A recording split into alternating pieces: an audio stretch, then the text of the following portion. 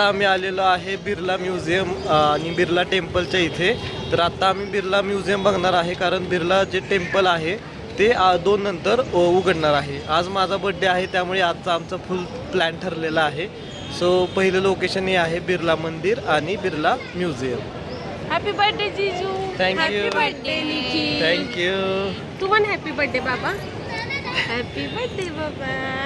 हा आहे आमचा हैदराबादमधील दिवस 3रा आणि आम्ही बघतोय Birla science museum. Birla science museum हे भारतातील एक प्रसिद्ध विज्ञान केंद्र आहे। या संग्रहालयाची स्थापना 1990 मध्ये करण्यात आली होती। हे संग्रहालय बिर्ला ग्रुपच्या सहकार्याने उभारले गेलेले असून येथे अनेक वैज्ञानिक उपकरणे, प्रयोगशाळा आणि प्रदर्शनांसह तारांगण देखील आहे। येथे विद्यार्थ्यांसाठी शैक्षणिक उपक्रम आणि प्रात्यक्षिके घेतली जातात। या संग्रहालयात खगोलशास्त्र, भौतिकशास्त्र, जीवशास्त्र आणि अन्य विज्ञान विषयावरील विविध मॉडेल्स आणि माहितीपूर्ण प्रदर्शने आहेत। तसेच येथे एक डायनासोर पार्क आहे, ज्यामध्ये पाषाण युगातील मानवाच्या जीवनशैलीचे प्रदर्शन आपल्याला बघायला मिळते।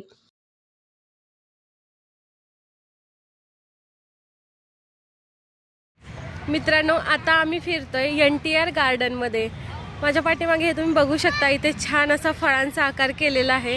खूपच मस्त आहे NTR गार्डन। इथे फाउंटन आहेत, मोठे गार्डन आहे, फ्लावर्स आहेत आणि खूप छान आहे लहान मुलांना खेळण्यासाठी, नंतर प्रौढांना बसण्यासाठी एकदम मस्त आहे हे। NTR गार्डन हे हैदराबाद शहरातील एक सुंदर आणि लोकप्रिय पर्यटन स्थळ आहे, म्हणूनच याला हैदराबादचे नंदनवन देखील म्हणतात। हे उद्यान प्रसिद्ध तेलुगू अभिनेता व आंध्र प्रदेशचे माजी मुख्यमंत्री NT रामाराव यांच्या स्मृतीप्रित्यर्थ विकसित करण्यात आले आहे।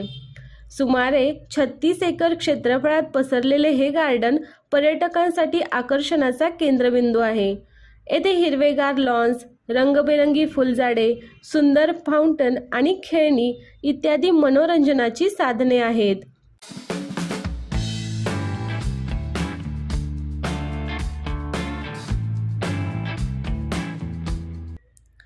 या गार्डनमध्ये विविध प्रकारची झाडे आहेत, वेगवेगळ्या प्रकारची फुले आहेत आणि आराम करण्यासाठी, बसण्यासाठी भरपूर असं मैदान आहे। त्यामुळे आपल्या परिवारासोबत, आपल्या मित्र परिवारासोबत आपण येथे भरपूर वेळ घालवू शकतो।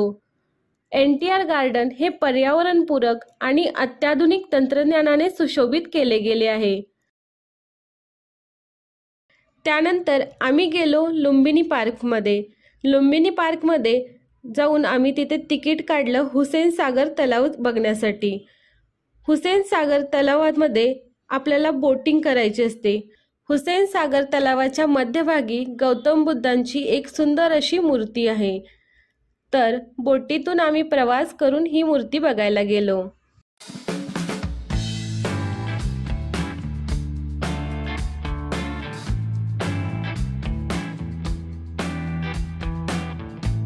हुसेन सागर तलाव बघून झाल्यानंतर आम्ही एका हॉटेलमध्ये जाऊन जेवण केलं आणि अशा पद्धतीने आम्ही निखिलचा बर्थडे साजरा केला।